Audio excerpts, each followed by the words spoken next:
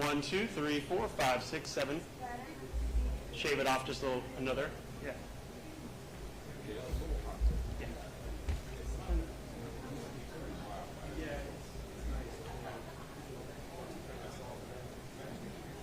Oh, well, that's important. I know.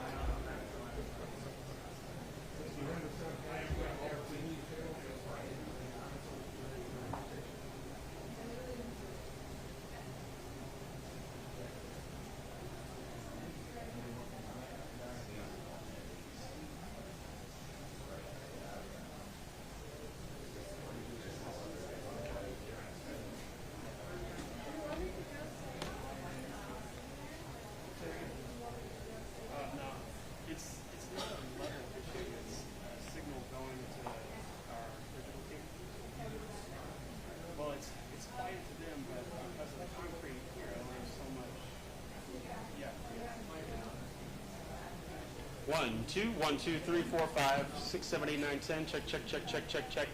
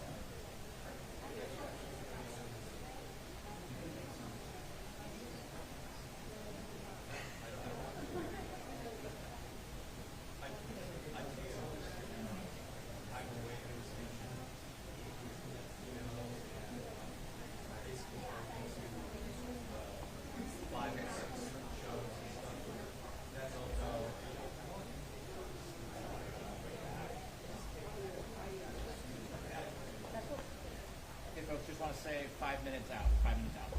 Thank you. Yeah.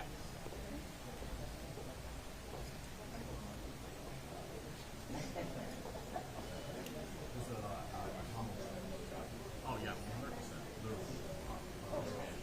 Trying to get the World Series one, I can't find it. I gotta upgrade that.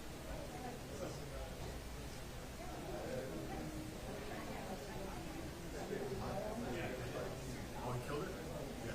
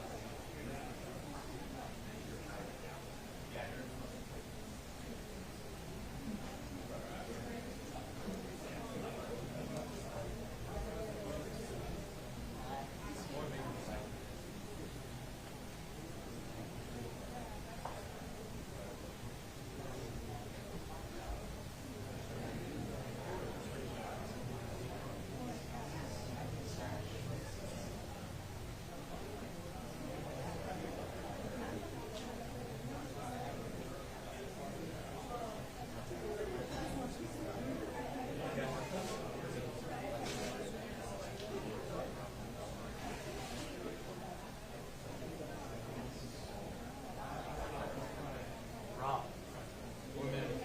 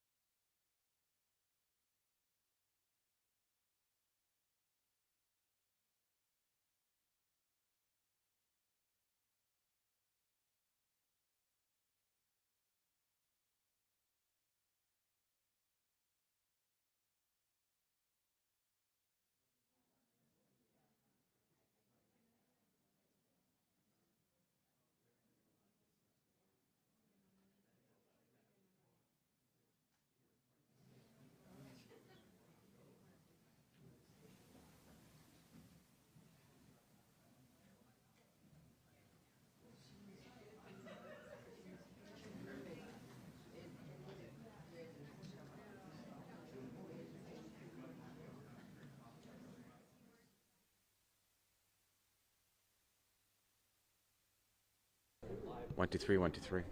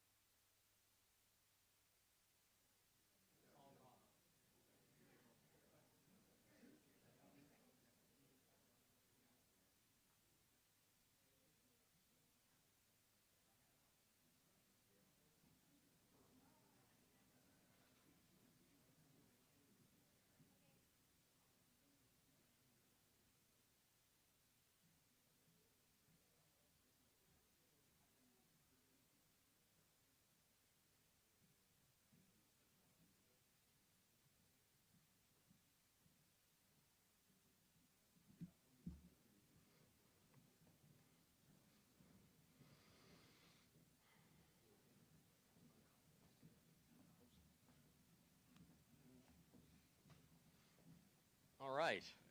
Good morning, Governor. Thank you for being here, visiting our offices here at Accenture, and thank you, guests. It's really an honor and a privilege to have you here in downtown Los Angeles. I'll be brief. I just want to start by saying 50% of all venture capital in the United States flows through California. Half of the world's 20 largest companies, California. There's a reason for that. From advanced technology to bio leads the world, and innovative companies want to be here. It's not accidental that innovation has flourished here. Partnerships between the public and private sector are commonplace here, and there's a reason for that, and it's not because it can be 65 degrees here for most of the year. It requires the conditions for that to happen. And Governor, I want to thank you for your unrelenting focus to ensure that technology like AI, things that the world needs to solve the big problems, that you're leading the way and that's happening right here in California as it should. And thank you for allowing companies like Accenture to continue working with the state to tackle those hard problems and have an enduring impact.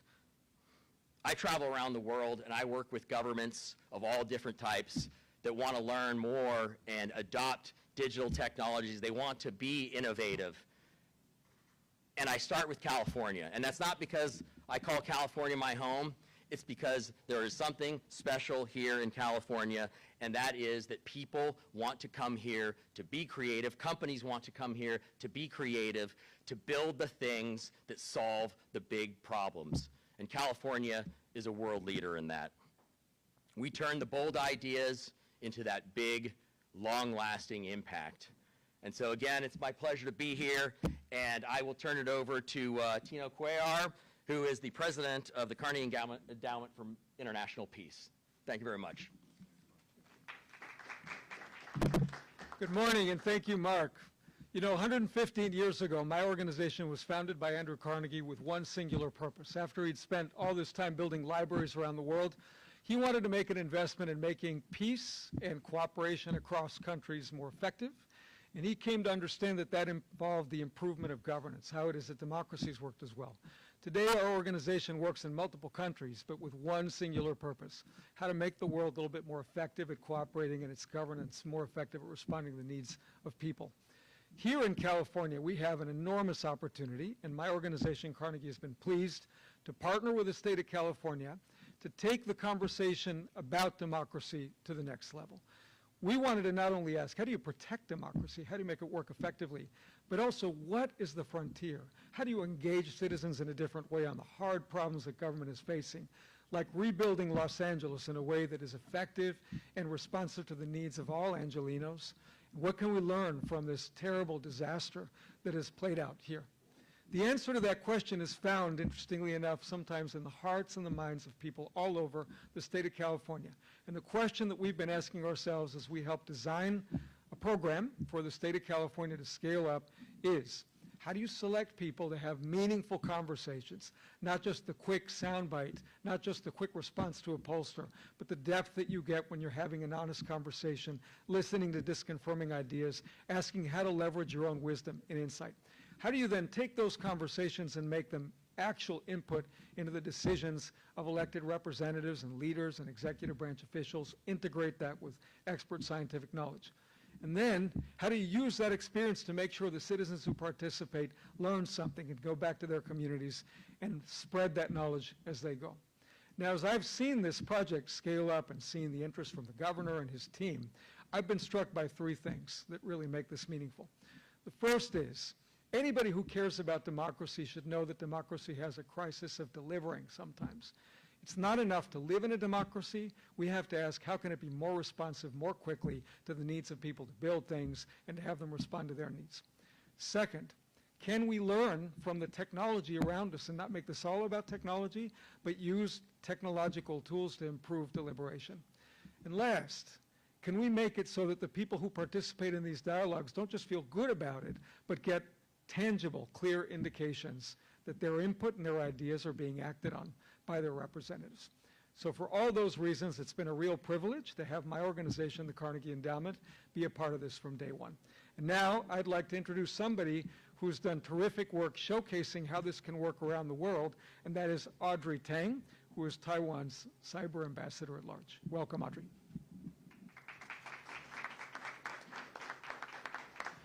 Thank you. I'm Audrey Tang, Taiwan's first digital minister and now cyber ambassador. 10 years ago, in 2015 in Taiwan, we entered the cabinet with this very simple idea that efficiency and engagement do not have to be a trade-off. Through participation, we can actually make government much more efficient.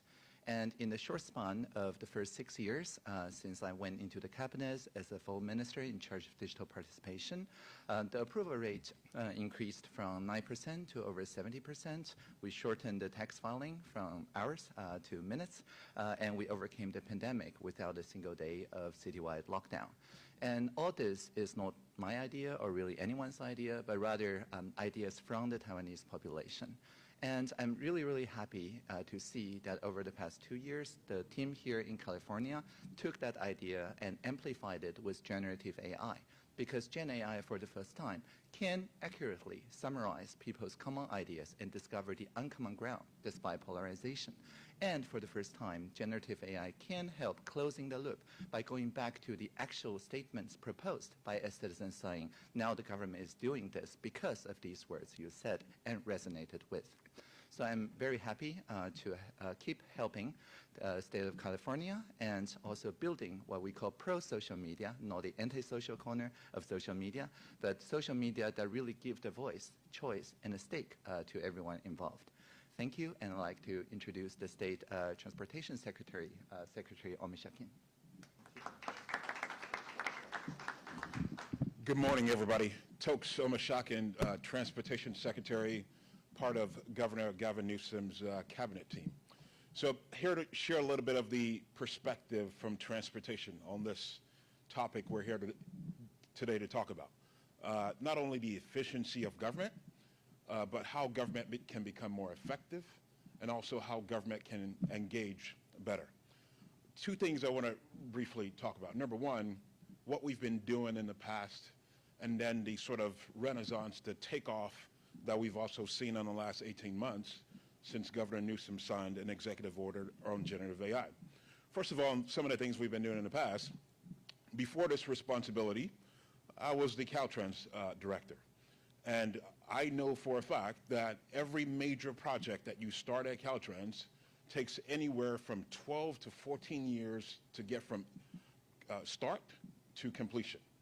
From start to completion, 12 to 14 years, meaning if a child is in kindergarten today and we start a project today, that child will be in college before that project is done, any major project.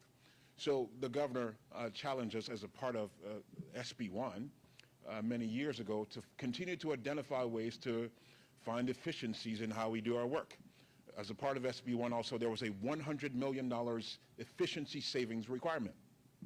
In that requirement, every single year, we've exceeded that $100 million requirement, many years doubling, and in some cases tripling the efficiencies that we've, and savings that we found to get projects out to our taxpayers more quickly. So delivering projects more efficiently and effectively from Caltrans has been a priority.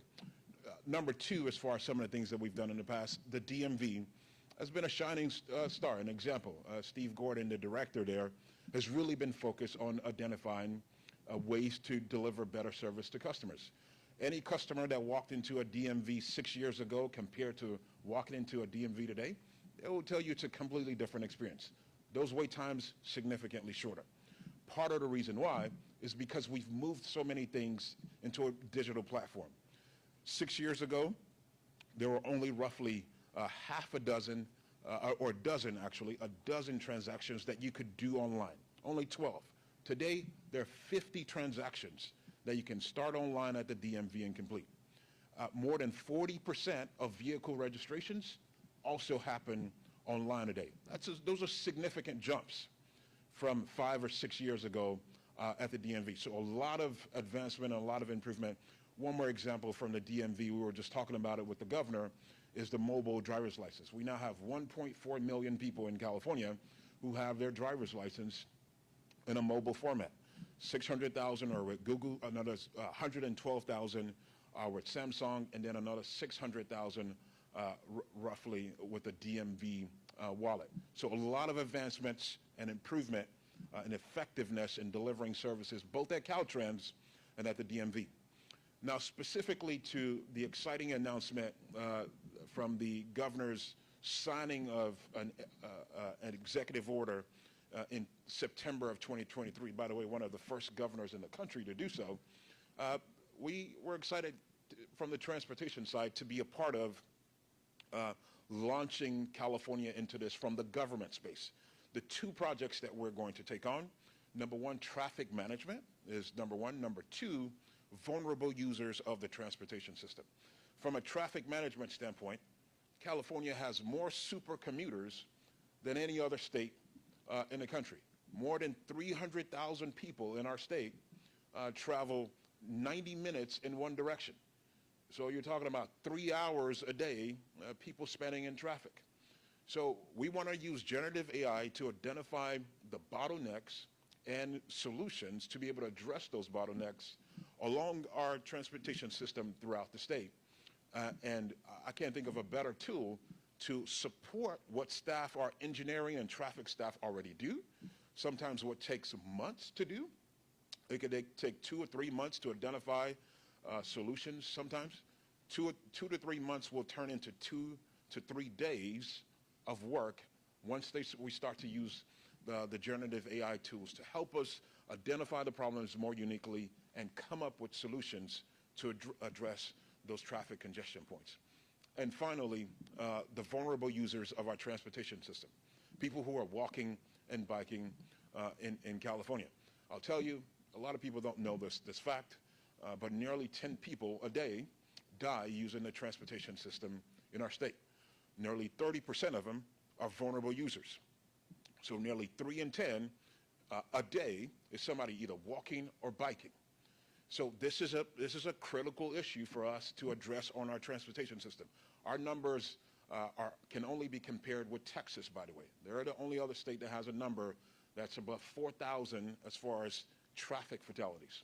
So it's an important issue. I was excited when the governor said he wanted transportation to be part of the initial outbreak to launch this using generative AI. And I'm looking forward to the tools that we will be able to come up with and solutions we'll be able to identify to address traffic fatalities in the state and specifically the vulnerable users of our transportation system in California.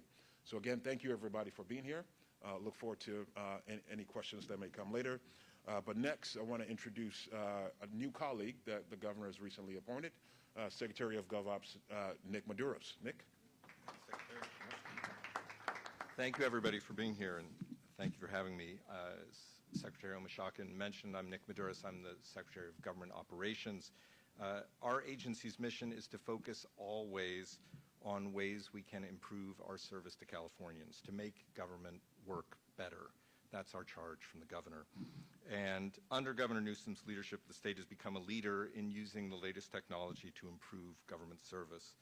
GovOps, which includes the California Department of Technology as well as the Office of Data and Innovation, another creation of Governor Newsom, has been helping state employees to harness the latest tools so that they can work more efficiently and effectively on behalf of Californians. As Secretary Omishakin mentioned, since the governor issued his generative AI executive order in 2023, the state has run under the leadership of GovOps 8 proofs of concept across government to experiment with the use of Gen AI to see if we can harness this technology to improve government service.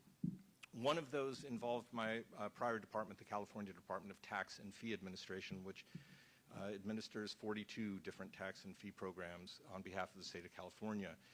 As you can imagine, it's complicated to know about one tax program, as all of you who just filed your tax returns can probably appreciate. It's very complicated to know about 42 tax and fee programs.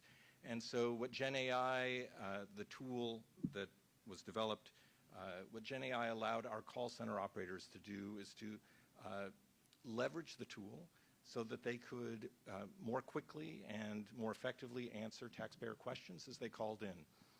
It would listen along to the call in a secure environment and immediately search through thousands and thousands of pages of California tax law to suggest answers to the operators. It's especially helpful for those call center operators who are newer in their jobs. And using this next generation assistant cuts down on call time, allows for the call center operators to more easily take notes, which immediately go into the taxpayer's files so that we can, next time they call, if they have to call again, it will bring up their prior conversation, and allows us to leverage the team members that we have and keep others who may be doing collections or audits, keep them doing their regular work instead of getting on the phones. And we're taking the lessons that we learned and we can use those across the state's call centers. GovOps is also, through the California Department of Technology, working on developing the first in the nation state digital assistants with the state's highest security managed cloud environment. No state data leaves the state's secure environment, and the pilot's onboarding currently 8 state departments to test how Gen AI can be used as a productivity tool to summarize and analyze state data. Rather, in the proofs of concept, we had very specific tools that we were testing out. In this next phase, we're now getting general tools and giving them to state employees and letting them discover how they can best use those tools to improve taxpayer or service to Californians. Anyway, with that, Governor Newsom knows that improving government efficiency isn't only about technology, but he also knows that it's very difficult to meet the expectations of today's Californians with technology that may be 10 or 20 years old. So we're giving our team the tools they need to deliver to Californians the services that they need. And with that, let me introduce a man who needs no introduction, our Governor, Gavin Newsom. Thank you, Nick. Thank you. Thanks, Nick. Thank you, Mark. Thank you for having us here. We appreciate it. And all the, I appreciate, I don't know if you're working back there or this is part of the job, but thank you to the Accenture employees that are here in the background, and thank you for your engagement, and thank you for being part of this. We're announcing a new partnership with you and partnership with a number of other employers and Gen AI leaders in this state, but I'm very grateful and humbled by the opportunity to be here with you. I want to thank Audrey in particular. For those of you who don't know, Audrey is a big deal. Audrey is one of the world's leaders in this space, and Audrey has been foundational in terms of establishing a framework of expectation that allowed us to dream big and be bold in terms of what we are announcing today and what we're sharing with you. I want to thank Tino for his stewardship and leadership, for being there in the beginning and having our back at Carnegie in partnership with the McGruin Institute and others and a number of other philanthropic partners that helped establish the platform, engaged California that Tino was referencing. I want to thank Tokes for his leadership in stepping up. There's not a Secretary of Transportation in the United States of America, by definition, doing more with Gen AI than his agency, period, full stop. Nothing is happening in the United States of America at the scale and scope that is happening here in the state of California. So I appreciate, Mr. Secretary, your leadership. And as Nick laid out, his leadership in his former role at the Department of Tax and Fee Administration, and now running government operations, and now responsible for a larger portfolio of agencies and department heads. I'd be remiss, and I'll get to my comments, but I want to also just acknowledge Amy Tong, who has been our principal leader she's brought fans with her on all of this, and it is stitching together all of these pieces. And I say stitching together because, candidly, this is hard to communicate for many of us. It's hard to disseminate for the media, and it's hard to distill the essence for the public. I could have easily come in here with sunglasses and, chainsaws, you know where I'm going, and gotten your attention. I could regale you and give you stories about how we're tearing things down. And we can celebrate the conflict and the energy and that would run with the news, and people feel like, well, at least they're doing something. And people would say, well, you know, they seem to be taking action. Government is bloated. It's not effective. It's not efficient. It's not engaged. We want to shake the machine. And that's a pretty effective communication strategy. There's no doubt about it. I was sitting literally on Sunday, front court of my 9-year-old's basketball game, and a father up to me said, you know, Gavin, I didn't want to talk politics. It was the kids' halftime. He goes, but, you know, is there something, you know, wouldn't it be good if the blue states would come together and do a Doge? A Doge for blue states. I know. And I was trying to explain. I said, what do you mean? I said, no, let me explain. He goes, no. I said, well, we have been. He goes, well, you really should do that. I said, no, we have been. He goes, I really encourage you to do this. And I started explaining what we were doing, and his eyes glazed over. He wants to see the chainsaw. He wants the sunglasses. He wants the theatrics, the performative side of this. He wants the friction. He wants the protests. Because then it's a proof point of the concept. Without that, he struggles. And without that, we have struggled to communicate this. Let me give you a proof point. The announcement we're making today was done in partnership with state workers and employees. They're celebrating it because we're not doing things to them, we're doing things with them. SEIU 1000, one of the largest bargaining units in the state of California, they helped us design this. That's the difference to our approach. And by the way, it's an approach we began not in response to Doge.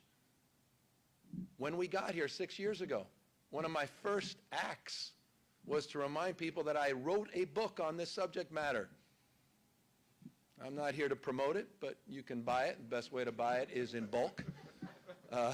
Citizenville, how to take the town square digital and reinvent government. And it was inspired by the original Doge back when I was very engaged as a county supervisor with then former Vice President Al Gore and the work they did on reinvent government. And it inspired me. I remember Al Gore working with me as a candidate, and we did something called Great Cities, Great Ideas, and it was really about taking best practices. And we did a white paper on this.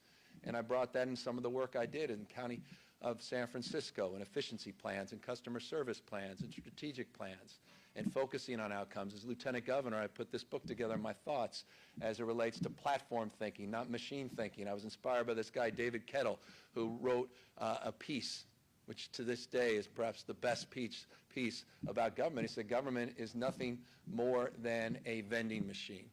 You vote, we decide, and you get limited choices. Police, fire, healthcare, education. If you don't like the machine, you shake the machine, you kick the machine. And his argument was government needs to be a platform thinking, and really radically changed my approach to the way I thought about government. Effective, efficient, more engaged government. Not you vote, I decide, two-way conversations. So this engaged.ca.gov platform we've created, first of its kind in the country, inspired by the work in Taiwan, is about engaging you, particularly here in LA as it relates to the wildfire recovery. And it's a deliberative process. It's a process, by the way, that over the course of just the last few months has now received over 7,400 individuals that want to participate in it. We have a 28% conversion rate to people that signed up to people that are participating in it. Industry standards about 5%, and it's proving that people do want to be engaged between elections.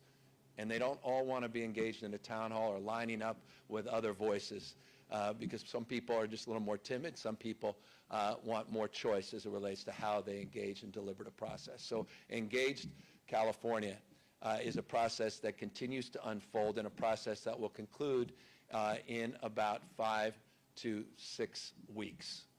And it's a process that's already proven its success. We have engaged thousands of people.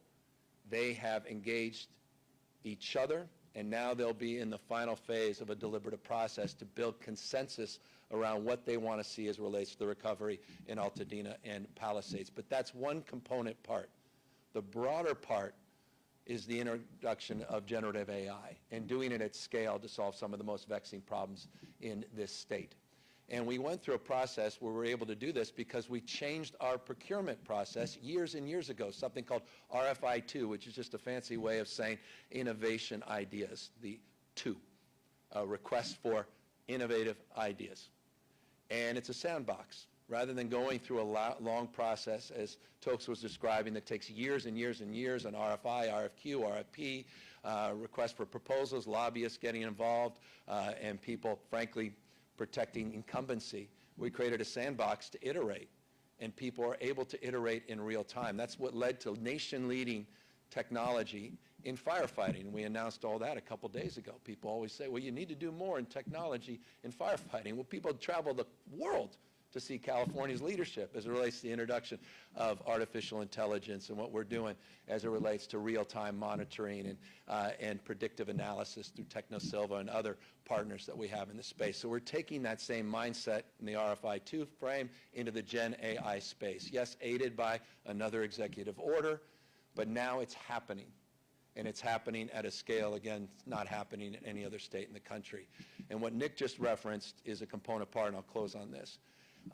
That now we're also engaging in this sandbox with all kinds of AI partners. It's piloted just in these 8 departments. It will spread out more broadly, where everybody's in, where Gemini is in, which is Google, where AWS and Amazon is in, where the folks at OpenAI are in, and others, and employees can start to iterate and choose what they want, learn how these technologies can aid and advance their work to make them more productive, to make them happier, and to provide more choice and more voice for customers, end users, taxpayers in the state. And so that is an exciting space that is a preview into the future that is taking place and shape here first in the state of California. So we talk about this as the 3 E's.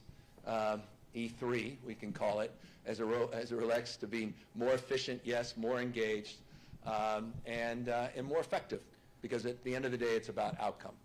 And it's about results. And so across the spectrum, that's our framework, that's our mindset. We've been at this for years and years and years, billions and billions of dollars of savings, partnerships that have led the nation in terms of paperless transactions, in terms of technological advancements, in terms of the customer service that has been provided, and efforts that continue to this day through generative AI and in tomorrow that will, I think, produce results worthy of your tax dollars. So forgive the long-windedness.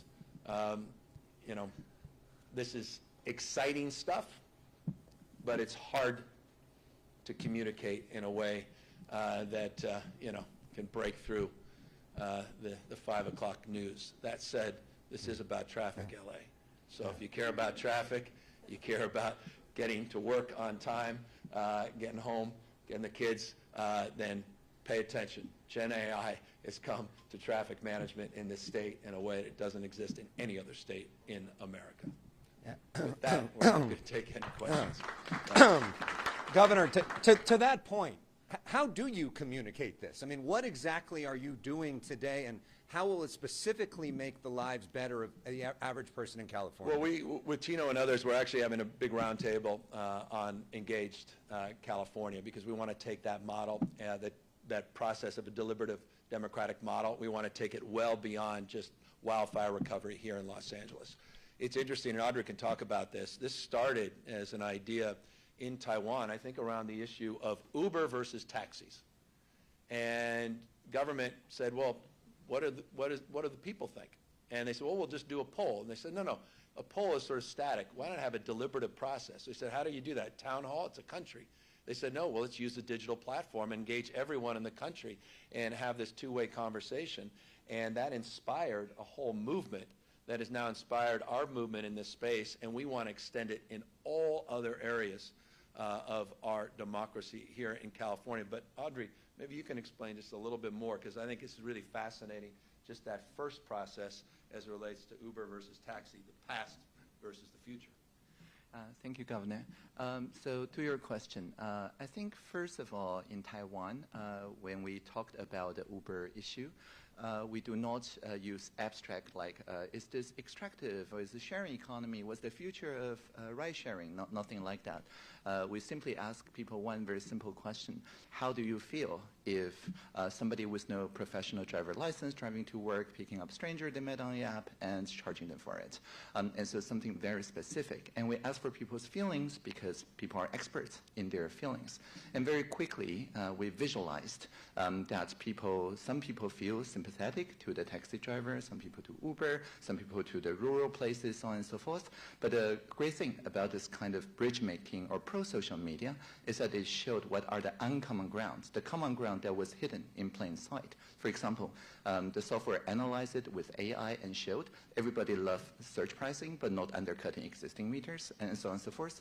The more nuanced idea came to the top, and instead of the more polarized things being amplified by the engagement through enragement algorithms on social media, this is the pro-social algorithm that just upholds the bridges made by the people. And so by the end of the 3 weeks, we have a set of 9 very concrete proposals, and then we check with all the stakeholders. And as recently as last year, we also use the same process to deliberate about generative AI's harm, namely deepfakes, fraudulent advertisement, and so on. And again, working with Facebook and YouTube and so on, we settled on a set of very coherent proposals, crowdsourced by us sending SMS text message to 200,000 random numbers in Taiwan, basically asking again, how do you feel about online fraudulent advertisement? That was in March, the stakeholder conversation in April, and we proposed the draft law to the Parliament in May, and last July it was all passed. And so this year, when you scroll in Taiwan, you don't see fraudulent advertisement anymore on Facebook or YouTube.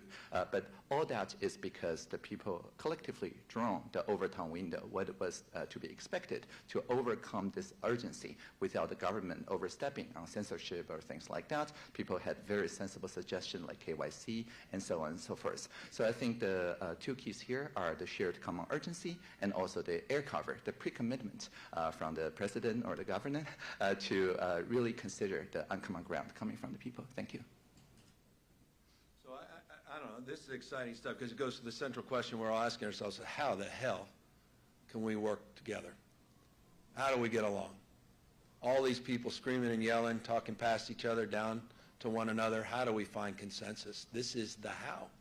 And so we're in the how business, not in the what and why business any longer, and we've created this platform, and it's exceeded expectation already in LA just on this regional wildfire issue. And imagine putting that to use in the largest subnational democracy in the United States, California, and I think it's pretty exciting and limitless possibilities. But to that question of how do you get along, you and Elon Musk used to get along pretty well back in the day. Yeah.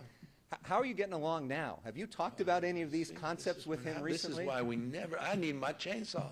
No, I haven't talked to him lately. Unsurprising, but a lot of folks that knew him for decades haven't talked to him lately.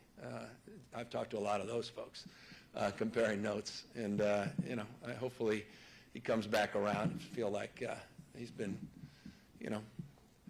there's some new challenges he's facing, and I think, one of them is fulfilling the expectations that he set for Doge, which seem unfulfilled. They haven't come close to the savings they've asserted, and even the savings they have asserted, when you stress test it, shows holes. So I think it's been very damaging, including, by the way, the fact that Doge cut $400 million from AmeriCorps. That was SARS Shriver in 1965. The best of people coming together across their differences for shared experiences in service to our nation. That was a baton that was passed from Republican administrations to Democratic administrations, just eliminated, wiped out $400 million, why we're advancing our 16th lawsuit against the administration. If that's his legacy, it's tarnishing the legacy that he should otherwise be proud of, creating one of the world's great automobile companies and rocket companies. you reference Elon Musk and Doge. A lot of people are going to see this and think about Doge. How will this compare? I know. We're Doge, but better. And we've been Doge, but better for literally 6 years. You can go back. There's amazing that we still have the tapes of our announcements around ODI and all of these reforms and efficiencies that we've been advancing for years and years and years. It's just, again, difficult to sort of break out of that, the attention challenge. And again, we want conflict. We want friction. And this is why I'm really proud of this. We haven't provided that because we've been doing it with people, not to people. So. Governor, your reaction regarding President Trump's executive order yesterday against sanctuary cities and states, are you concerned about that? Yeah, I mean, I don't know why he needed to do his own analysis. It's well described, the number of sanctuary municipalities, jurisdictions, states across this country that have existed for decades and decades, generation. But obviously we're concerned. What does he mean to do with this executive order? Identifying sanctuary status hardly is novel, is the point. So it's what's his intention behind it? We know there was an effort. San Francisco led the effort to push back with other cities to begin the process of starting to defund sanctuary jurisdictions, but well established. I've got one of the world's leading minds when it comes to courts, His Honor himself, but the Ninth Circuit adjudicated upholding California's sanctuary status a number of years ago, and that same judge used that frame, that appellate decision, federal court decision, to allow an injunction to be filed on behalf of San Francisco and these other cities as it relates to Trump's latest efforts. So we'll see what the intent is ultimately, but we're not naive, and we remain vigilant. Do you have an idea of how much funding could be at risk for the state? California's sanctuary status is legal, period, full stop. We apply rigor to aligning ourselves with federal law. And again, that was stress-tested independently by the federal courts. And they upheld our point of view and our sanctuary status. So I think we are in good sound footing. That said, it's a very hyper-political environment, and he's trying to score political points. But our job is to remind communities of their rights, to remind our diverse communities that we have their back. And I'm here to remind you that the reason I called for this special session in the state legislature was to do just that. And we appropriated resources. That's why we've been able to file 16 lawsuits without supplementals to the Department of Justice. And also remind you that a component part of that was millions and millions of dollars for legal defense for our diverse communities, money that just, by the way, notices of funding availability that went out last week specifically because of the special session, and to continue to do more in terms of our protecting our diverse communities, and again, doing what we can to assert ourselves as only California can, as the largest state in our union, and push back aggressively. Governor, it's the president's 100th day. I know you've spent a lot of time thinking about, especially with the podcast, having conversations about how effectively to work with them and how effectively to push back. And I'm curious, what have been the big things you've learned from some of those conversations in terms of where to go on that front? Well, look, I'm not naive. We're here in L.A. We have a lot at stake here in terms of federal support. I also think it's important to remind you and your viewers, California is a donor state, $83.1 billion more. We provided the federal government provided us. I'll put that in perspective. Texas received $71.1 billion more than they provided the federal government. I'll repeat that. $83 million the taxpayers of California gave the federal government. The federal government gave $71 million more to the folks in Texas. We punched way above our weight. It was Mark's opening statement. And so we feel we've done a lot, and we feel the people of Southern California deserve that support in return at a time of emergency. So our approach remains steady after 100 days, open hand, not a closed fist when it comes to these areas that are non-political. For me, when it comes to emergency preparedness, emergency management, emergency response and recovery, that's not political, it's non-negotiable, and you saw that approach as it relates to Trump and COVID in relationship to the 2 years I served as governor under his first administration. As it relates to our values and the question that was just asked around diverse communities and attacking vulnerable communities, we'll stand tall, we'll stand firm. Going after things we hold dear across the spectrum of issues, from environmental stewardship to areas around service and the contributions of our diverse communities, we will assert ourselves, and we'll do it boldly and firmly. And so that's the approach. We're trying not to be performative. We're trying not to extend sort of virtue signals. When something is critical and important, we'll assert ourselves. Otherwise, we try to sort of avoid moving in too many distracted directions. Last question. Governor, you mentioned the wildfire relief. Are you satisfied with the federal response, and are you worried about the future? Well, I'm not only satisfied, I've been inspired by the partnership with the U.S. Army Corps of Engineers, by the federal EPA. We were able to move more quickly with phase 1 of the hazardous debris removal than any jurisdiction in decades, and we're on pace to do the same as it relates to the main debris removal, getting that done in a number of months, which would be historic and unprecedented. So at the moment, I'm extraordinarily satisfied by that partnership. There's been no politics to date in this space, and you've got to call balls and strikes. And I want to also just make this point. I spent 90 minutes with the president in the Oval Office, and I don't think this, I know this. He put the EPA administrator on a speakerphone, surprised him, got him at the airport, and said he was here with the governor of California, and he wanted to know the president right then and there. He was going to do everything in his power to get things done for the state. That the president, long-winded point, the president himself has been directly engaged and supportive of the recovery efforts to date. And that's remarkable, and that's important. The people of the state know. Going forward, as it relates to the supplemental and making sure that we're made whole, we look forward to continuing to dialogue with the administration, and we're hopeful that past is prologue. Are there any lessons to be learned from Elon Musk's theatrics? I mean, in terms of communicating, is there anything to think about in terms Look, of... I think we joke about the theatrics of a uniform or something, but I think the most difficult thing is when you're tearing something down, it's easy to get attention. The easiest thing in the world is to tear something down. I could do all that in 10 days. I don't even need 100 days to tear everything down. It took decades and decades to build up. Building things is hard. You know, starting from scratch, improving things, reforming things.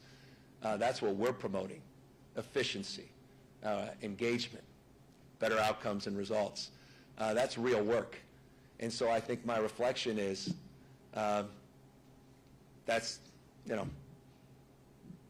unfortunate, because the amount of outsized attention that's gotten versus the attention builders are getting and people are trying to build bridges and bring people together is disproportionate. There's an asymmetry there, and that's a broader societal conversation, and candidly, that's what engage.ca.gov hopes to address. A new deliberative platform to provide consensus, more voice, more choice, and trust the coin of the realm. Thank you guys very, very much. Thank you, Governor. Thanks.